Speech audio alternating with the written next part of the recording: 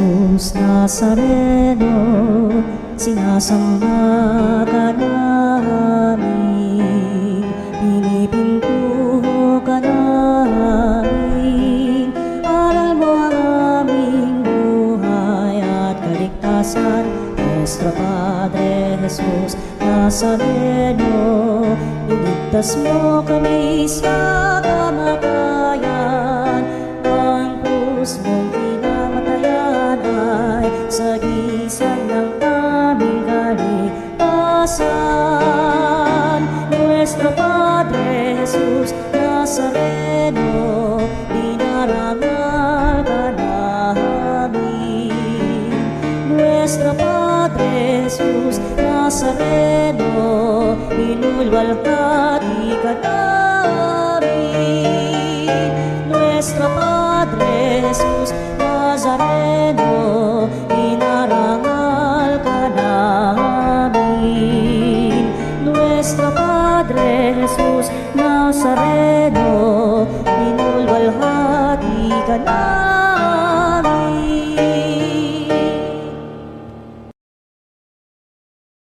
Imanin niyo ang trumpeta.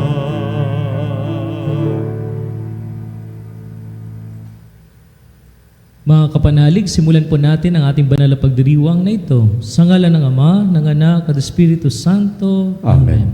Ang pagpapala ng Apostol Kristo, ang pag-ibig ng Diyos Ama, at ang pakikisa ng Espiritu Santo, naway sumainyong lahat. At sumayo rin. Mga kapatid, aminin natin ang ating mga nagagawang mga kasalanan upang tayo maging marapat gumanap sa banal na pagdiriwang na ito. Magbalik-loob tayo sa Diyos.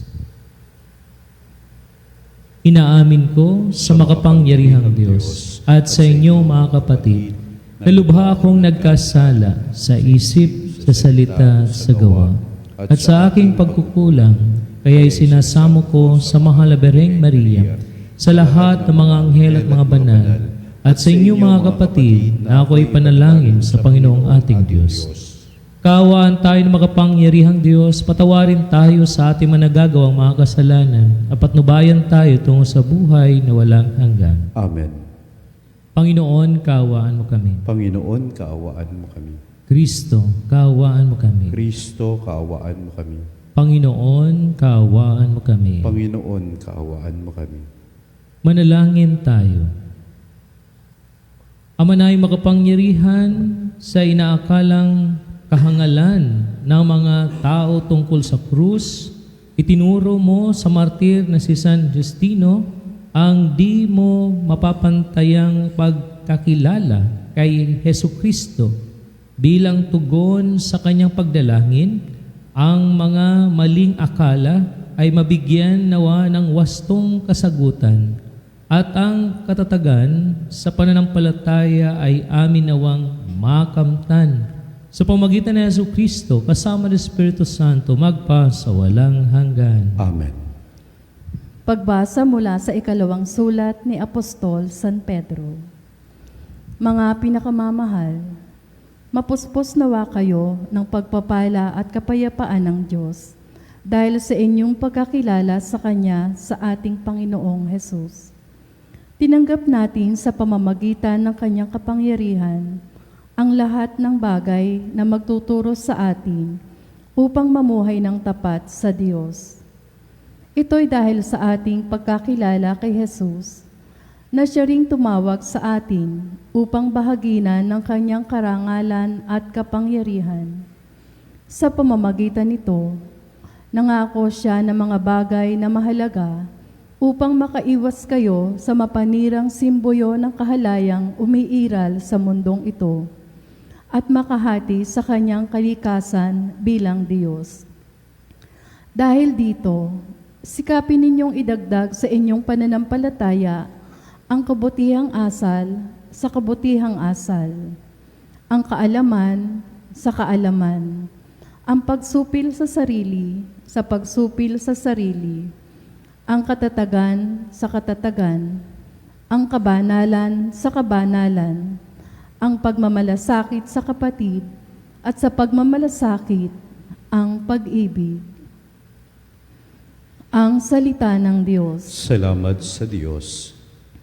Diyos kong tapat at totoo, ikaw lang ang pag-asa ko. Diyos kong tapat at totoo, ikaw lang ang pag-asa ko.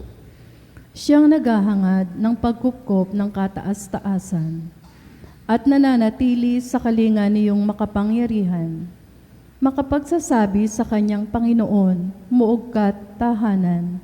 Ikaw ang aking Diyos, ang Diyos na tangi kong pinagtitiwalaan. Diyos kong tapat at totoo, ikaw lang ang pag-asa ko.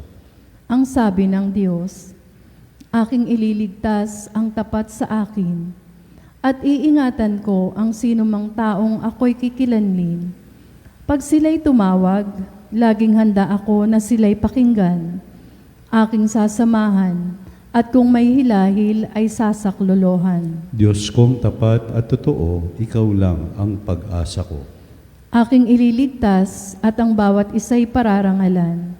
Siya'y bibigyan ko at gagantimpalaan ng mahabang buhay at nakatitiyak na ang tatamahin niya'y kaligtasan. Diyos kong tapat at totoo, ikaw lang ang pag-asa ko.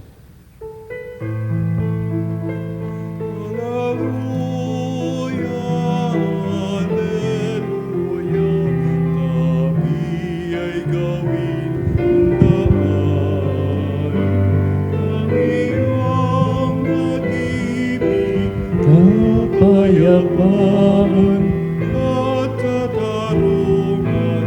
Hallelujah. Sumainyo ang Panginoon. At sumayo rin. Ang mabuting balita ng Panginoon ayon kay San Marcos. Papuri sa iyo, Panginoon.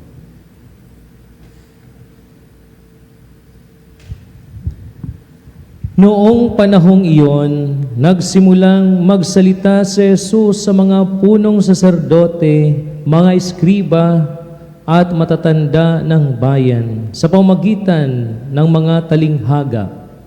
Sinabi niya, may isang taong nagtanim ng ubas sa kanyang bukid at binakuran niya ito. Humukay siya ng pisaan ng ubas at nagtayo ng isang mataas na bantayan.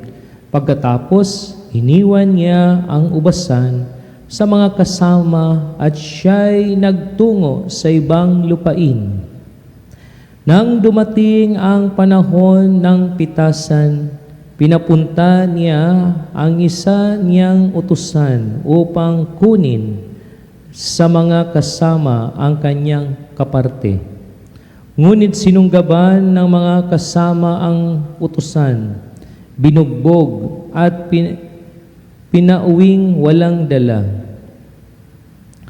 Ang may-ari nagpapunta uli ng ibang utusan, ngunit kanilang pinukpok ito sa ulo at dinusta. Nag-utos na naman siya ng isa pa, ngunit pinatay nila ang utusang iyon. Gayon din ang ginawa nila sa marami pang iba. May binugbog at may pinatay. Isa na lamang ang natitira na maaaring papuntahin sa kanila, ang kanyang minamahal na anak. Ito ang kahuli-huliang pinapunta niya. Igagalang nila ang aking anak, wika niya sa sarili. Ngunit ang mga kasama tao, kaya't hindi nila siya inano at siya'y umalis. Mga kapatid, ang mabuting balita ng Panginoon para sa ating kaligtasan. Pinupuri ka namin, Panginoong Jesucristo. At sa tagpong ito, ating mga pagbasa natin na pakinggan na kung saan tayo ay nasa ikasyam na linggo sa karaniwang panahon. At tampok nga sa ating ebanghelyo ay tungkol sa ubasan. Kaya sa atin bilang Pilipino, yung mga nababasa natin sa ebanghelyo ay matutunghay natin ay gumagamit ng ating Panginoon sa mga talinghaga, no? At part niya dito ay tungkol nga sa ubasan. No? So, sa atin, Dati, parang ignorante pa tayo kapag pinag-usapan yung ubasan. Oo. So, pero sa atin ngayon panahon, kapag pumunta ka sa norte, may mga kwan doon, may mga ubasan doon na kung saan ikaw pa ang magpipitas, titimbangin, at yun, makakain ka na ng sariwang ubas. No? So, at alam naman natin na iba't ibang variety ng ubas. No? At matutunghay natin sa ating panahon, marami na nakakain ng ubas. No? So, talagang hindi na tayo talagang ignorante. No? So matutal, yung binabanggit sa Ebanghelyo, yun nga, gumamit ang ating Panginoon ng talinghaga tungkol sa ubasan. No? No, na kung saan ay pinapahayag na yung ubasan, ito yung sambayanan ng Israel. No? At dito matutunghay natin ay itong talinghagang ito ay pinatatamaan niya yung mga punong saserdote, mga eskriba, mga matatanda ng bayan, no? Yung may mga katungkulan, no? May authority. At dito matutunghayan natin na ang Diyos ay nagpadala siya ng mga propeta, no? Kanyang mga lingkod na kung saan ay na para magpahayag, no? Pero matutunghayan natin ay sabi nga, yung iba binugbog, yung iba ay yun nga, no, sinaktan, dinusta, at ang iba ay pinatay, no? So, kumbaga, sa kanilang panahon ay nagpapadala talaga ang Diyos ng kanyang mga lingkod, no, mga propeta para magpahayag ng kanyang salita, no, para magpaanyaya, para sa pagbabagong buhay, no, at marami pa, no? Pero matutunghayan natin, hindi pinapakinggan, ang iba talaga ay binabato pa, no? So, talagang iba ay mapipicture na natin yung buhay ng ating Panginoon Jesus na kung saan ay talagang pinahirapan at talagang inilabas siya sa lungsod para doon ay ipako, no, sa krus, no. O doon na siya namatay, no. Yung binabanggit, no, itinapon sa labas ng ubasan. No? Kaya matutunghayin natin na ito yung magiging kapalaran ng ating Panginoon Jesus. At matutunghayin natin na yung ipinapahayag na talinghaga ng ating Panginoon Jesus, nauunawaan ng mga eskriba, mga pariseyo, no, mga matatandang bayan, na sila yung talagang pinatutungkulan tungkol sa kanilang mga masasamang mga ginagawa. No? Kumbaga nasasaktan sila. No? Nasasaktan. Kaya matutunghayan natin na sa tagpong ito ay pinapaunawa sa atin na kung saan ay talagang nagpapadala ang Diyos ng mga tao para tayo ay palalahanan, no? Kapag tayo naliligaw na ng landas, kapag tayo ay nagpapakasama, no? Kapag pinipili natin kapag sumusuway tayo sa mga utos ng Diyos, no? At kapag tayo ay nagiging materialistic na, no? At marami pa, no? So nagpapadala ang Diyos sa mga tao para talagang para tayo ay gisingin, para tayo palalahanan, na tayo ay magbalik loob, no? Magsisi, magbagong buhay. Kaya nga matutunghayan natin sa unang pagbasa, binabanggit dito, no, na kung saan tayo ay, kung paano tayo mamuhay bilang kalugod-lugod, no, sa mata ng Diyos, no? Na tayo ay talagang na kailangan nating pagsumikapan, na kung saan ay mamuhay sa pananampalataya, sa kabutihang asal, no? At kung paano tayo talagang nandun yung pagpipigil sa sarili at mamuhay sa kabanalan, no? Pagmamalasakit, no, sa ating mga kapatid, at kung paano tayo naglilingkod at lumalago, no, sa buhay, sa diwa ng pag-ibig. Kaya yun ang paanyaya, no? Pero matutunghayan natin na sa araw na ito ay inaalaala natin ang isang santo, isang martir na nanindigan sa katotohanan, at dito tinutuwid niya yung mga mali na mga kanilang mga pinapahayag ng mga kalaban, mga umuusig. Kaya dito makikitaan sa kanya kung paano siya nanindigan sa katotohanan, at sa kanyang buhay ay makikitaan kung paano ang lalim ng kanyang pananampalataya, pagkilala sa Diyos, at kung paano maging isang tunay na lingkod. Kaya ngayon, ginugunitan natin siya, no? Na talagang nag-alay siya ng kanyang buhay, no? Ayon sa katotohanan. Nag-alay siya ng buhay para ipakita na kung saan siya ay tapat na lingkod ng Diyos, no? Na kahit ano ang mangyari, talagang handa siyang na ibigay, ialay ang kanyang sarili. Kaya so ganun, no? Ganun nawa tayo, no, bilang mga tagasunod ni Kristo, no? Pero sa ating panahon, may mga taong talagang grabe yung kanilang dedikasyon, no? Talagang hindi matatawaran. Na talagang kapag hinihingi ang pagkakataon, talagang binibigay nila, no? Iniaalay nila ang kanilang buhay, no, para lang ituwid yung mga maling paratang, at dito kung paano nila naisasabuhay yung pananampalataya, tanda ng kanilang tunay na pagmamahal sa Diyos, no? Di matatawaran na paglilingkod, no?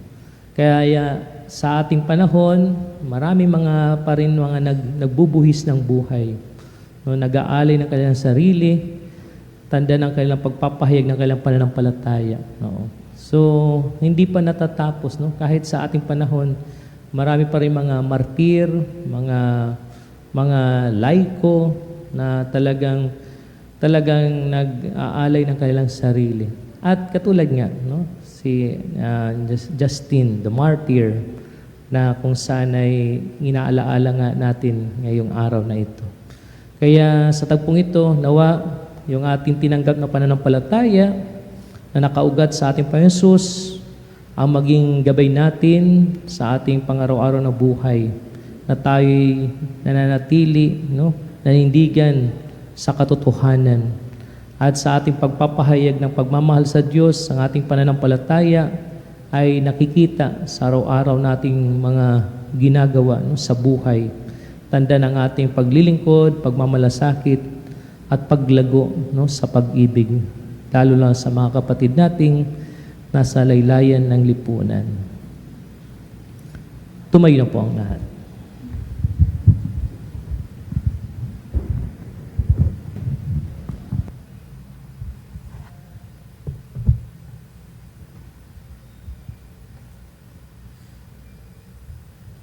May pagdinilay sa hamon ng Panginoon sa Ebanghelyo tungkol sa tungkuling mamunga. Ilagay natin sa harap ng Diyos Ama ang ating mga kahilingan. Sa bawat panalangin nating itutugon, Ama, gawin mo kaming kalugod-lugod sa iyo.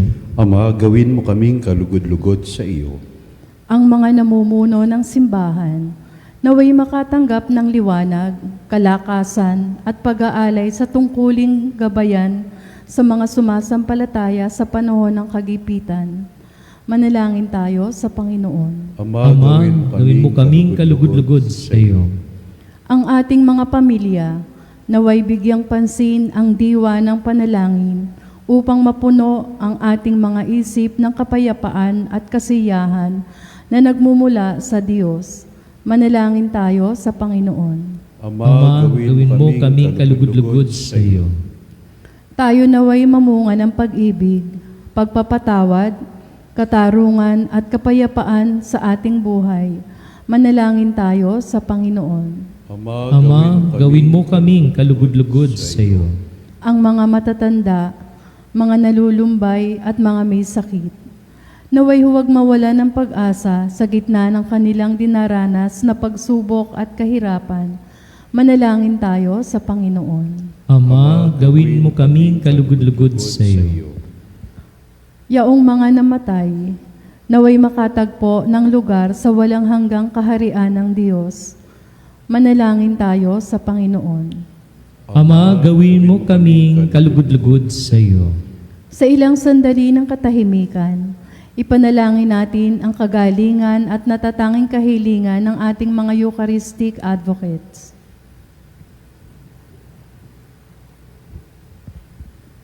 Manalangin tayo sa Panginoon. Ama, Gawin mo kaming kalugod-lugod sa iyo. Ama, ang iyong anak ay ang batong tinanggihan. Tinatanggap namin siya ng buong puso at may pananalig naming itinataas sa iyo ang aming mga kahilingan. Inihiling namin ito sa pamagitan ni Kristo na aming Panginoon. Amen. Handog namin sa iyo, Ama, ang tinapay at alak na ito. Handog ng bayang umaasa, sumasamanag na.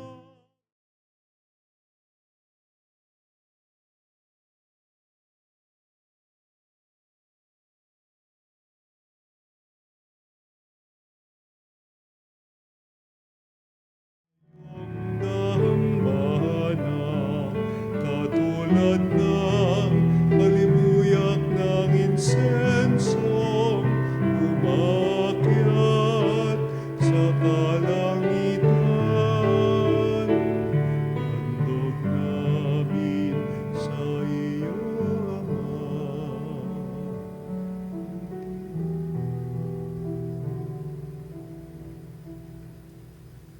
Manalangin tayo mga kapatid upang itong ating mga panalangin at ipaghahain ay kalugdan ng Diyos sa mga makapangyarihan. Tanggapin nawa ng Panginoon itong paghahain sa iyong mga kamay, sa kapurihan niya at karangalan sa ating kapakinabangan at sa buong sambayanang banal. Manalangin tayo. Ama naming lumikha, ipagkalob mong marapat na ganapin ang banal na paghahain na masugid na ipinagtanggol ni San Justino sa pamamagitan ni Jesucristo kasama Espiritu Santo magpasa walang hanggan. Amen.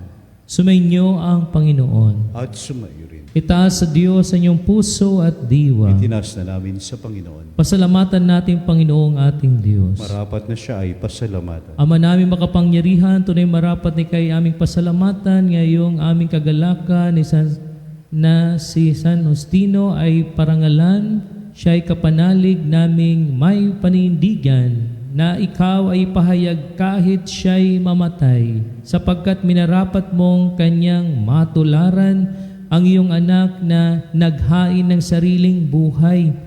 Tulad ng naganap ng iyong anak, ang dugo ng mga martir ay dumanak, hindi dahil sa tatagang likas, kundi dahil sa iyong bigay na lakas. Kaya kaysa ng mga anghel si awit at papuri sinuwalang humpay sa kalangitan, kami nagbubunyi sa iyong kadakilaan.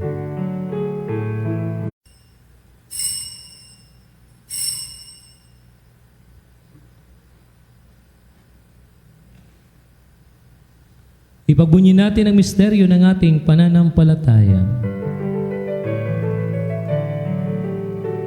Si Kristo ay gunitain, sarili ay inihain, bilang Pagkain tinunin, pinagsasaluhan natin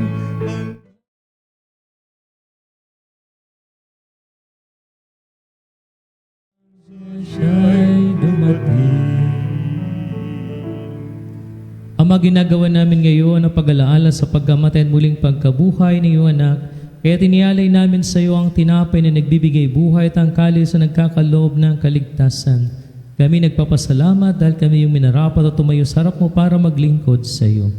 Isinasamo namin kayo magsasalo-salo sa katawan dugo ni Kristo ay mabuklod sa pagkakaisa sa pamagitan ng Espiritu Santo. Amalingapin mo ang iyong simbahan laganap sa buong daigdig. Puspusin mo kami sa pag-ibig kaysa ni Leon naming Papa at ni Elias naming Obispo at ng Tanang Kaparian.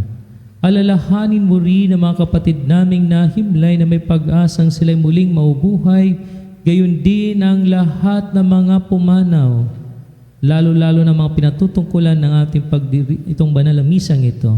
Kaawaan mo sila patuloyin sa iyong kaliwanagan, kaawang pagdapating kaming lahat na makasalo sa iyong buhay na walang wakas. Kaysa ng mahal na Bereng Maria, na ina ng Diyos, si San Jose na kanyang kabiyak, kaysa ng mga apostol at ang lahat ng mga banal na namuhay dito sa daigdig ng kalugod-lugod sa iyo. May pagdiwang nawa namin ang pagpupuri sa kararangal mo sa pamamagitan ng anak na aming Panginoong Heso Kristo. Sa pamamagitan ni Kristo, kasama niya at sa Kanya, ang lahat ng parangal at papuri sa iyo, Diyos sa mga makapangyarihan, kasama sa Espiritu Santo, magpa sa walang hanggan. Amen.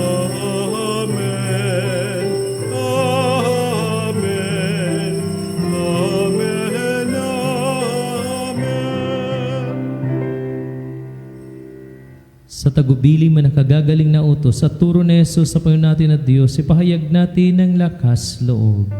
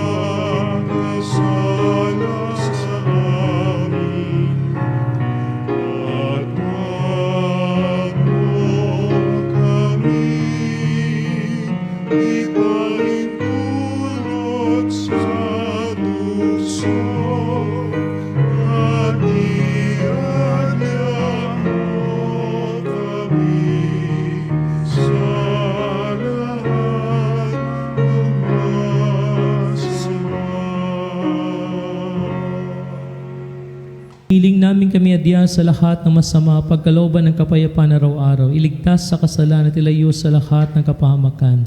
Samantalang ipinanabikan dakilang araw ng pagpapahayag ng tagapagligtas naming si Heso Kristo. Sapagkat iyong Sa kaharian at ang kapangyarihan at ang kapurihan magpakailanman. Amen. Panginoon Heso Kristo, sinabi mo sa mga apostol, kapayapaan iniiwan ko sa inyo, ang aking kapayapaan ibinibigay ko sa inyo. Tunghayan mo ang pananampalataya at huwag ang ayong mga pagkakasala. Pagkalooban mo kami ng kapayapaan at pagkakaisayon sa iyong kalooban, kasama sa Espiritu Santo magpa sa walang hanggan. Amen. Ang kapayapaan ng Panginoon ay laging sumainyo. At sumairin. Magbigayan kayo ng kapayapaan sa isa't isa. Kapayapaan po sa inyong lahat.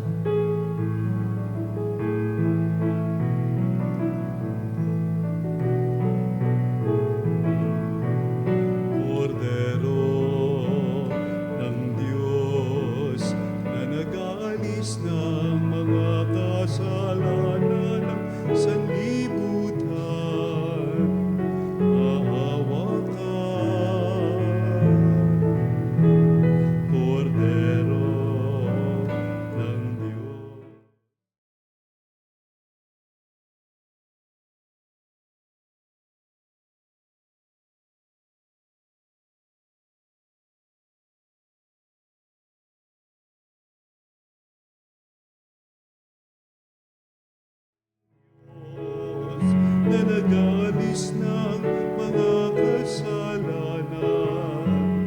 Ipagkaloob mo sa amin ang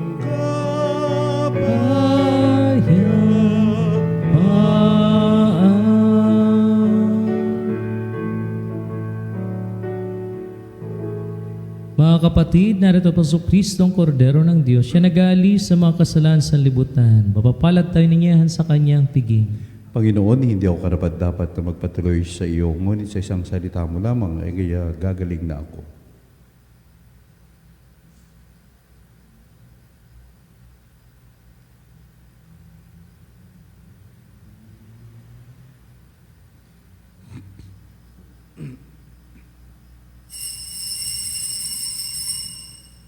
Mga kapanalig, ating dasalin ang komunyong espiritual.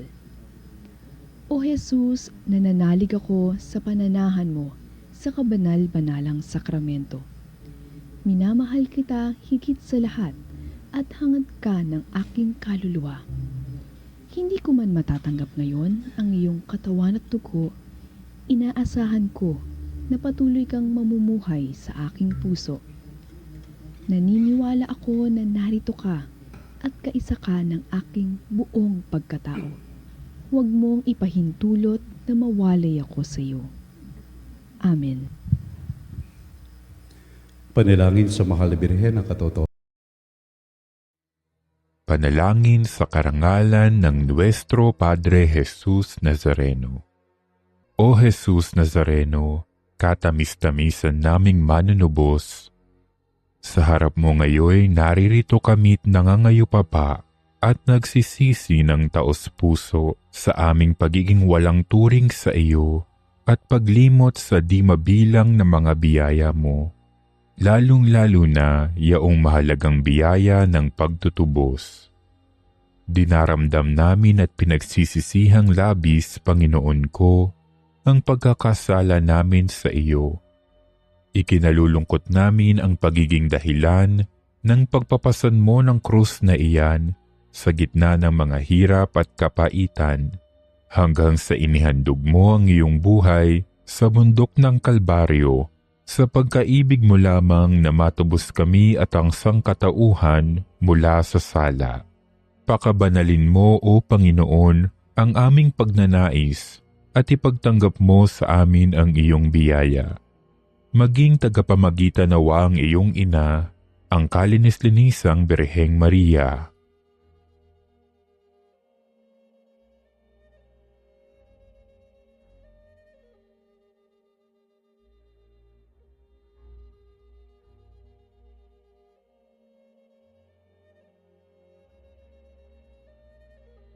Ama naming makapangyarihan, niloob mong akuin ang iyong anak, ang krus at kamatayan, upang ang sangkatauhan ay matubos at mabuhay.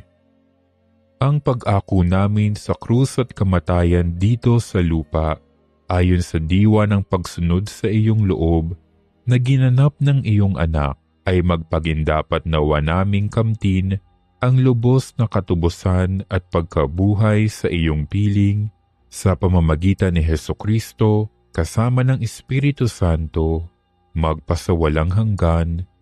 Amen. Nuestro Padre Jesus Nazareno, Panginoon namin at Diyos, kaawaan mo kami. Ito'y pasya kong matibay, tangi kong ipinangaral, si Jesus magpakailanman, ipinako siya namatay sa krus na kanyang pinasan. Manalangin tayo. Ama namin mapagmahal, kami mga pinapagsalo mo sa banal na pagkinabang ay dumadalangin ngayon upang alinsunod sa itinuro ng martir na si San Justino, kami manatiling tumatanaw ng utang na loob sa iyo dahil sa lahat ng mga kaloob na aming tinanggap sa pamamagitan ng Jesucristo, kasama Espiritu Santo, magpa sa walang hanggan. Amen. Muli po sa inyong lahat, mga kapanalig, ay maraming salamat sa inyong pakikisa. At sa tagpong ito ay binabati ko po yung aking mga parisyoner. No? Ngayon po ay araw ng Lunes, brigada, eskwela. So kanina galing ako doon sa Llano Elementary School para magbigay ng konting pananalita at encouragement sa mga ating mga kabataan, mga nanay, no, mga guro at iba pa ng mga stakeholder. At pagkatapos ay pumunta sa high school din ng Llano at yun nga, pinasasalamatan ko sina Kagawad Rini Paras at ang kanyang asawa. No? Kaya yun, so nagsusubaybay po sila ngayon. No? Kaya sa inyo mga kapanalig, tuloy-tuloy lang tayo sa ating pangapananalangin.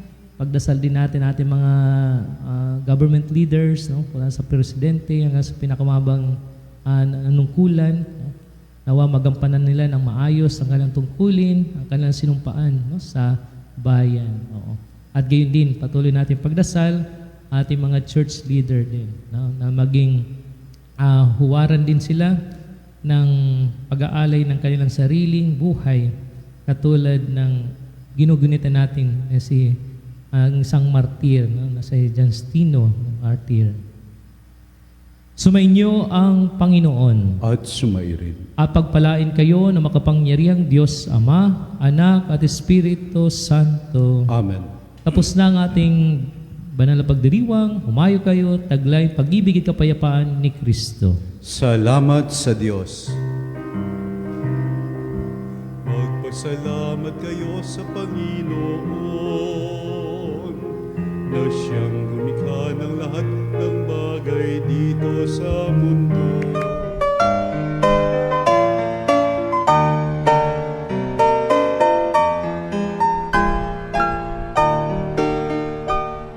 Nuestro Padre Jesus Nazareno, sinasamba ka namin, pinipintuho ka namin, aral mo ang aming buhay at kaligtasan.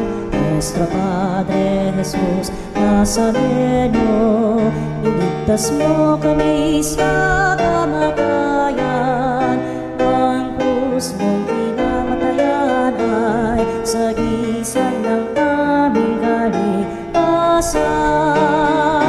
Nuestro Padre Jesus Nazareno, dinarangal ka namin. Nuestro Padre Jesus Nazareno, inulwalhati ka namin.